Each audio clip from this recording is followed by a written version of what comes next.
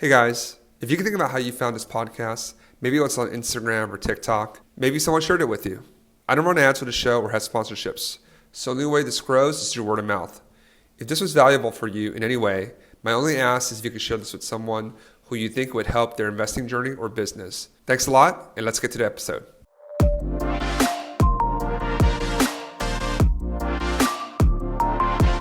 Welcome to STR Like the Best. I'm your host, Michael Chang. It's my great pleasure to welcome Ditron Corker. Ditron, welcome to the show. Thank you. It's great to be here.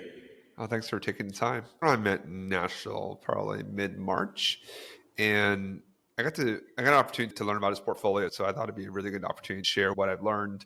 But before we start talking about Ditron's portfolio internationally, his stuff in the Midwest, multifamily, short-term rentals, arbitrage, and his growth plans, Ditron, why don't you bless us with a very memorable short-term rental guest that you may have had in your career? I would love to hear about it. Because we're in Chicago, it gets very cold. So I had my second guest to come to my Chicago Airbnb. He came in, it was -10, and he basically turned up our heating thermostat up to 90 degrees, and he then proceeded to open all the windows in the house. So he basically allowed it to run that way for almost a week. It's really cold. It's really warm at 90, so you got to open the window so you get that nice, how if you're tucked underneath a warm blanket with the AC blowing. Basically, get a good breeze. It's too bad it was your electricity bill. What was your electricity bill that month? It ran around $500 when it's generally around $80, $90. Oh my God, this sounds terrible. I'm guessing you put in a Nest or something to block this from. I did. Sadly, I didn't put the block on before that, but then I put the block on right after that happened. Yeah. There you go. Like all of mine are scheduled to go to 70. Well, actually 70 or 71 in winter at midnight. It always will automatically turn down to whatever they had, just because some people just turned 85 or something because it's not insane numbers. Cool. Why don't we jump into it? Why don't you just give the audience, if you just give a little bit about your background, what you do now, and a little bit about your portfolio?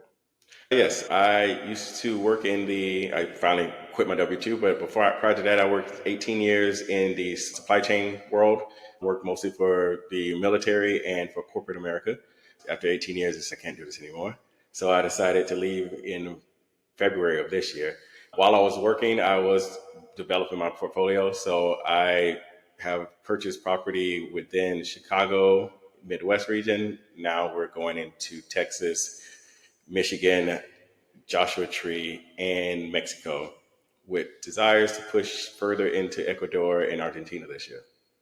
Racking up those frequent flyer miles now that you're retired. Now you're a retired supply chain professional. Tell me a little about. Let's double click on that. I think a lot of people that listen to the show, they're trying to figure out a way to build another income stream for themselves or just acquire cash flowing assets.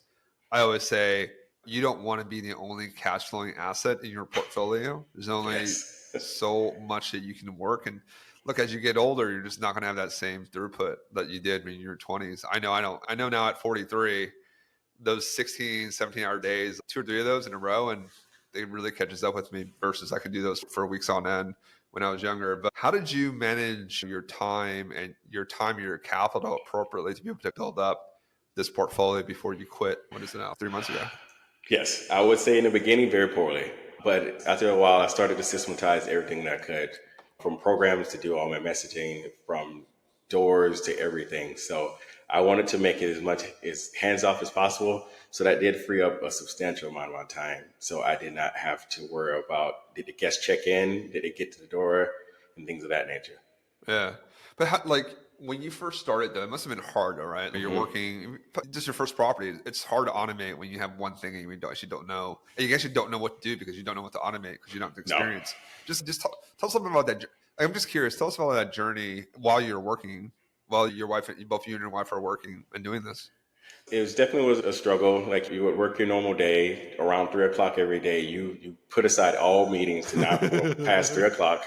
And make sure that window of time, just in case someone needs to check in and have a problem, that you're available during work. So it was definitely a very much of a struggle to marry a W-2 and work.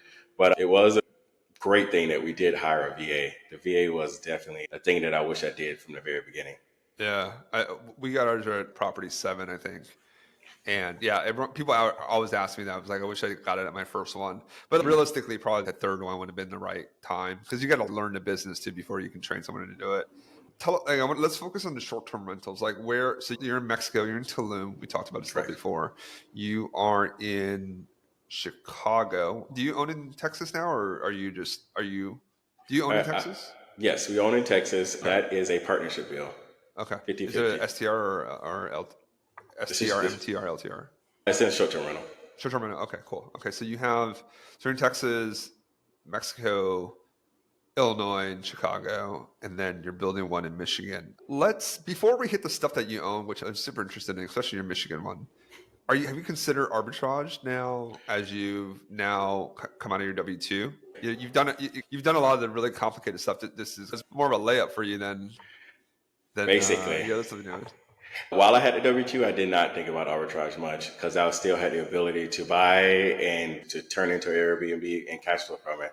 But now that I left the W-2, it definitely, that cash flow that I lost when I left hurts. So now my desires to go for arbitrage has grown within the last few weeks, months. And So, now, how's a guy like you who's obviously knows short-term rentals, owning short-term rentals and running them? How is that different now trying to learn arbitrage? Tell us a little about your learning journey so far. it is definitely a bit of a struggle to get landlords to allow you. They don't understand a lot of things. They think they're going to have more damage and more issues, and your place is going to be immaculate when I leave it because that's not how it works. So it's definitely like dealing with the landlords and trying to get them to understand that I am doing you a service also, including myself. Got it. So educating the landlords on your business model. You're saying that's key. And how have you thought about? Do you reference the work that you've done before in your rentals and how are you overcoming those objections? Once I get through the door, it's definitely showing like my portfolio. Say this is not the first time I've done it. This is what the properties that I do own, and this is the standards that I do keep. And any maintenance issue that is caused by the guest, at least, it will be corrected by me, and you don't have to worry about those types of things. But it's definitely showing them what I have done and getting their trust that I would do the exact same with their property. Yeah, no, that's great that you have your own. That's a good reference point. I think a lot of people that start, they may not own, they're just starting out. And, I think that barrier is higher. I think really presenting yourself as a professional, and that first and foremost, having a website, professional email address, just like the basic stuff. And just practicing your pitch, actually. And that's a big part. We have, as you probably know, we have 20, I think we're almost like 30 now arbitrage units just all in Philadelphia. My wife and I, we left our full-time jobs in 20. She left in 17. I left in either 18 or 2020, depending on how I want to define it. But having the arbitrage portfolio definitely helps. It's the cash flow is just a lot faster. Yes. Buying versus buying. So tell us, actually, I think that's a really great, actually, this is a great, because you're going to do, so do you have any arbitrage units now, or No. You're still working on it? Okay. I literally meet a landlord after this phone call today. Very good, very good. Tell us about how do you think about the stuff that you buy? Is that a different lens than what you're using for arbitrage? Yes, much different because I'm looking at things that cash flow as a short term, mostly as a long term, and then I convert it to a short term rental just to be conservative with the reasons that something might happen. I might have to go back to a long term rental. So most definitely underwrite it as a long term. And if I cash flow pretty minimal, I'm willing to take that because year one is one thing, but year three, you should be able to cash flow in your long terms also. So definitely I'm happy to take something long term that cash flows. And for our arbitrage units, it's definitely making sure that the property cash flow every month after all the expenses and take into account the seasonality and make sure I cash flow across the whole year. Definitely. Making sure you get those rent concessions up front. Yes. Those really help. We always target 3 months. We don't always get 3, but we'll generally get 2, 6. We'll get at least 6 weeks, about 2 months. Obviously, depending on the season, we try to hit during the winter when things are slower. And for them, it's going to be there. If it's going to be empty in January, February, you might as well just give it to me, and then you cover that vacancy loss with a concession. If you don't mind, can you tell us about the one in Chicago? Because I want to talk about the Michigan one, but the one in Chicago, just quick numbers. How many units do you have there that are running as short-term rentals? So in Chicago, it's two. Two? Okay. And are they apartments or like just 2 bedrooms, 3 bedrooms, 1 bedroom? Yeah, they're 2 bedrooms, 1 bath, and they're in multi-unit buildings. And in Chicago rules, you can only do a certain amount of short-term rentals in a building. So the rest of the building is long-term, and this one unit is short-term. Got it. So that unit, long-term rent, what would that be? If I put it on the market, it probably would rent out for $1,850. $1,850. Okay. And then how long have you been operating it for? About 2 years. 2 years. Okay. So like just taking into account seasonality, I know Chicago will be pretty seasonal, especially in the winters. What's the monthly gross there? I would probably gross around $4,500 on the Airbnb. Wow. So 2.5 times. Yeah. That's nice. With seasonality. Yeah. Yeah. Like 2.5 times rent. Obviously, you got to pay for utilities, cleaning, whatnot. And then the beautiful thing is the rent goes back to it goes the left pocket, the right pocket, and then it pays down your mortgage. So fantastic. Great deal. And yeah, look, I mean, I think that is arbitrage, right? So finding deals that are 2.5 times rent is actually, our minimum is 2.25. 2.5 is great. Like you're definitely going to make money on 2.5. And the beautiful thing is if you own arbitrage, you can scale a lot faster because you don't have to own it. So it's just a furniture. But if you own it as well, then you get the advantage of the pay down the mortgage, the tax benefits, and the appreciation, depreciation, cash flow. It's a very nice mix. It's the Bayesian triangles. That is the real estate that is actually the real estate holy trinity is appreciation, depreciation, and cash flow. And candidly, that's short-term rentals. If you do it right, if you find the right market, find the right property. And speaking of the right property, we were chatting before we logged on. Tell us about your Michigan project. This one is the coup de grace to my portfolio. It is a single-family home in Michigan that is around 5,000 square feet that has a indoor pool that is about 15 feet deep. So it's quite the pool. And it has an indoor jacuzzi and an indoor sauna on the property. And it's backed up to a creek. It looks amazing. You can get to Lake Michigan within 20 minutes. And it's an amazing property. It's the biggest property that we've ever set foot into to turn into an Airbnb. It's fantastic. Congratulations. That sounds like quite the pool. You get a good water polo game in there, or Navy SEAL training in there. Basically, that's a really deep pool. Tell us just some numbers. How much did you pay for it? I got it under contract at $290. $290. Okay. When did you buy it? At the end of last year. No, sure. Okay, so it's about 6 months now. And then, how much are the renovations?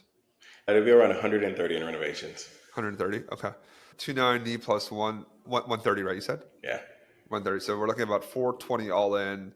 And then I think you're just starting now. So let's just say kind of year end. How long do you think it'll take to do this? It'll probably take around 5 weeks, 4 weeks. 5 weeks. Oh, 5 weeks. Oh, okay. That's nothing. Okay, 5 weeks. Okay. Not nothing, but not 5 months. No. You'll be in for 6-7 months of holding. So yeah, let's say 425. What will this, after you're done with this, what will be the after repair value, the ARV of this?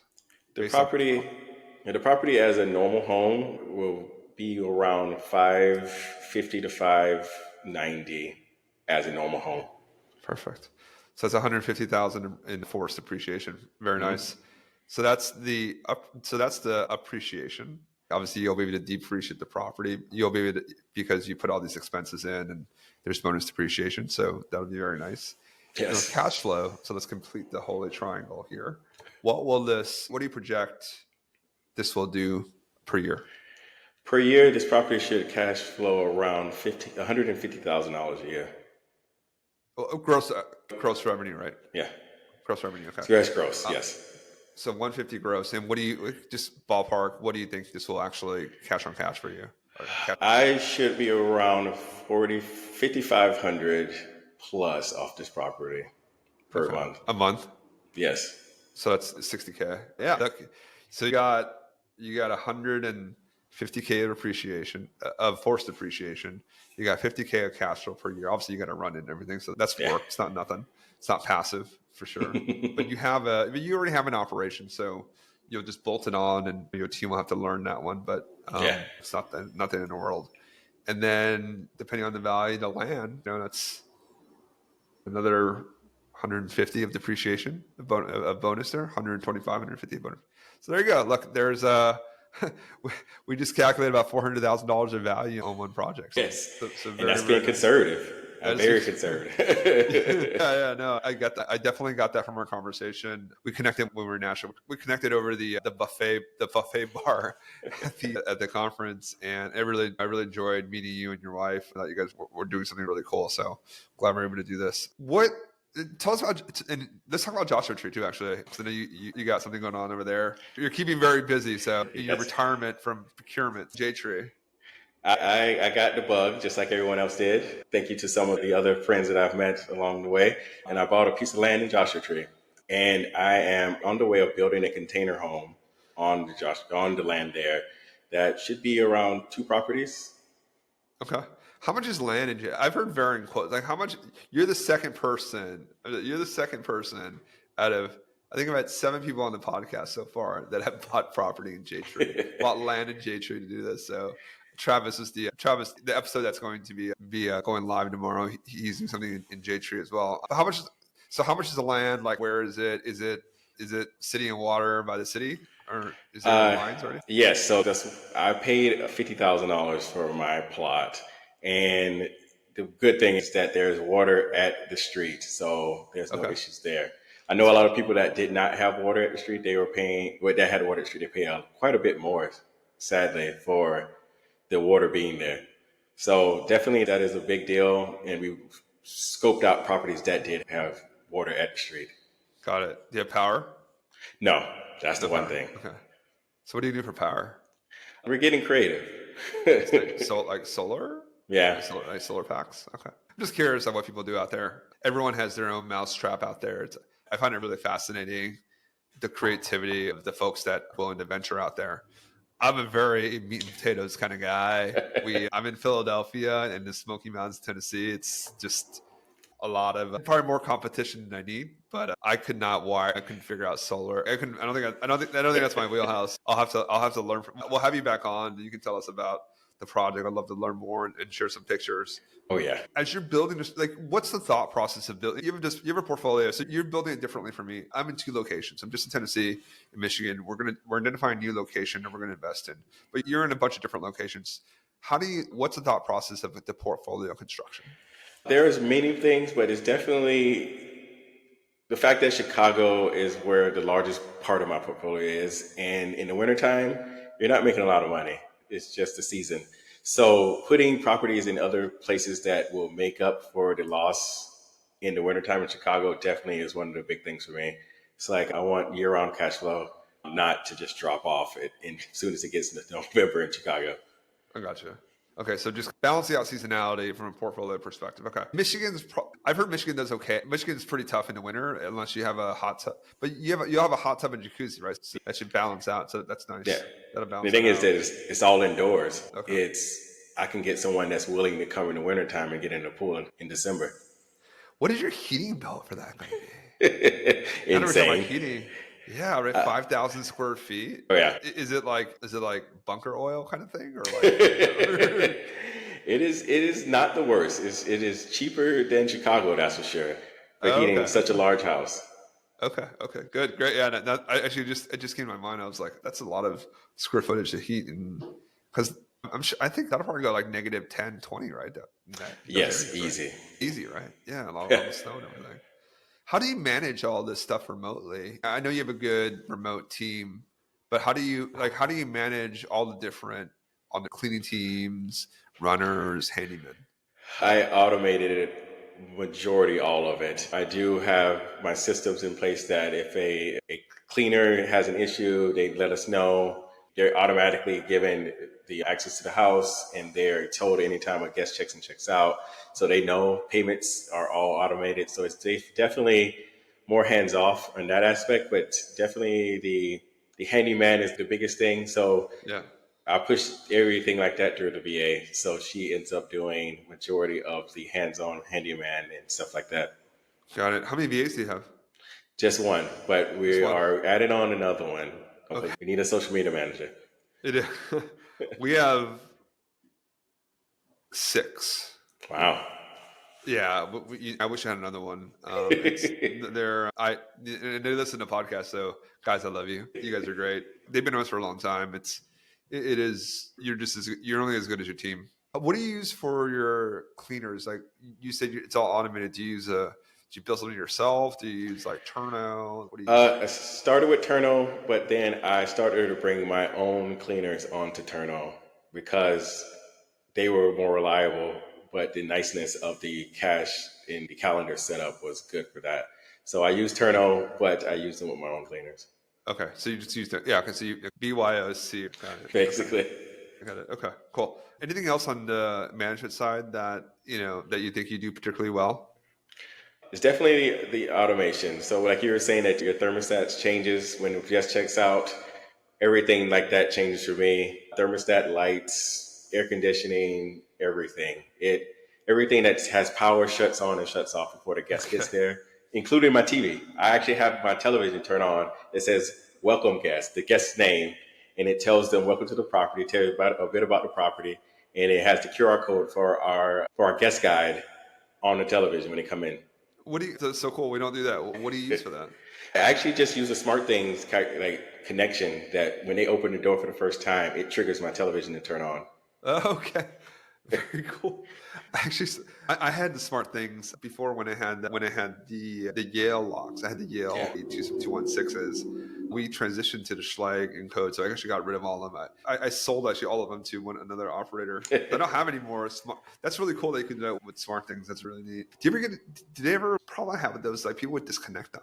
They would think it's You are correct. The router. And then yes, they'd be like, "Oh, the internet's not working," and then they like fumble with it, and then it dies. It definitely. I had a guest about 2 weeks ago did the exact same thing. He unplugged my SmartThings hub, and it basically shut off all smart everything. So it's like you can't do that. But it's definitely getting better. Yeah, getting better at putting it somewhere that the guests are not able to get their hands on. Yeah. No, that's 100%. What do you think that you can improve on in your operations? It is definitely personalizing more for the guests. It's for them, there's their trip, there's their vacation, and they have a memory that they want to capitalize. But it would be definitely nicer for me to make them feel a little bit more at home. So when they get in, they are seeing that the fact that I left out a bouquet that showed them that it was someone's birthday coming in for the weekend and stuff like that. So it's definitely a big thing. And bringing in small amenities, that the assorted drink package and the bottle of wine, if you can, things of that nature is definitely something that I would love to get into. Got it. One thing I would just caution on the wine. Yes. It does it voids your homeowner's policy. Yes. It voids all your liability policies. So unless you have so the wine was definitely be very careful. Yes. I know the wine one is definitely an iffy one, but so I knew to caveat that one, but definitely like coffee, small branded coffee and using our brands is definitely something that I would love to do. I even thought of the idea of getting pizzas for the drunk nights that the people get home and like there's a pizza in the freezer for you. That'd be really nice. I'd love that. On the alcohol point, actually, just before as we close the conversation, I saw this lady one time post on Facebook like she gives a bottle of tequila and like serves shots. Like she goes and serve shots when they come in, everyone was just like, "You need to stop that because you literally are going to void your liability policy." So for anyone listening to this, just be very mindful of that. Get an alcohol license if you're going to do something like that. So then, as we close the show, I'm going to ask my traditional closing question. Look, short-term rentals business is a team sport. What's something that someone has done for you? What's the nicest thing that someone's done for you through this journey that has helped you on your way? You start to find out that the guests are very nice. Everyone hears about the negative guests. You have those. But I've definitely had some guests that are the nicest person ever. I had a guest message me at 2 a.m. telling me that there is a loud alarm noise going off. And she can't stop it. And it's, what do I do now? And I'm like, I had her take apart the electrical system and cut the lines because that's the only thing I could figure out to do at the time. Okay. And then somehow she still gave me an amazing review. And I'm like, everything about this says that I should have gotten that first one that everyone dreads getting. But she was still the nicest person. And this happens. I know it wasn't your fault, but she was still completely amazing about it. That's so nice. Yeah, the guests really. Yeah, I think they get a bad rap. I think sometimes, like, I think us as hosts, we don't give them enough credit. Sometimes things do go wrong, but look, you try your best and make things right. I think for most people, if you really try, they'll give you the benefit of the doubt. So that's really cool. I'm glad to hear. Yeah, it's such a great experience at the Midwest hospitality. I will caveat that too. At the time, I was in Argentina. Like, I was in Argentina at the bar, and the guest called me. So I had to go through damage control at 2 a.m. in the bar. Man, it is like the short-term rental like principle. Whatever goes wrong is going to happen when you least expect it, when you're at dinner with friends or you're doing something. And then that's when, it breaks down and you get the call. It's happened so many times with us too. Yeah. I've gotten unlucky. It's been multiple times where when I was at the apartment for some reason for a day, the hot water heater went out when I was there. The bed broke when I was there. I can't stay in my own Airbnbs now because I break anything anytime I walk in the door. All right, more vacations for you. You're going to save money in the long run. Hey, Ditron, thank you for joining. I really appreciate you spending the time with me and sharing your experience with our community. Thank you. I'm glad to be on your journey and hopefully see you a few times again whenever I get Michigan up and running.